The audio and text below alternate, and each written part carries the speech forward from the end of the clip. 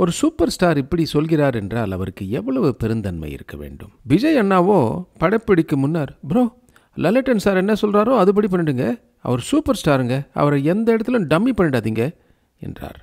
இவர்கள் இருவரும் இப்படி ஒருவரை ஒருவர் விட்டு கொடுக்காமல் எனக்கு கொடுத்த சுதந்திரத்தால் படப்பிடிப்புக்கு முன்பே நாம் பாதி கிணறு தாண்டிவிட்டோம் என்று நிம்மதியடைந்தேன்.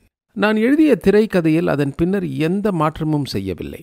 ஆனால் படப்பிடிப்பில் இருவரும் எப்படி பழகி கொள்ளப் போகிறார்கள் என்பதில் எனக்கு ஒரு சின்ன சந்தேகம் மனதுக்குள் ஃப்ளாஷ் அடித்து கொண்டே இருந்தது. படப்பிடிப்பு தொடங்கியதும் ஆச்சரியப்பட்டு போனேன். லலிதன் சாரும் விஜயும் அண்ணன் தம்பியைப் போல் அவ்வளவு பாசத்துடன் பழகினார்கள். படப்பிடிப்பு காலை 9 மணிக்கு தொடங்கியது என்றால் விஜய் அண்ணா, ப்ரோ லலிதன் சாரை வெயிட் பண்ண வைக்காதீங்க, அவர் சீன்லாம் முதல்ல எடுத்துருங்க, நான் வெயிட் பண்ணுறேன் என்பார்.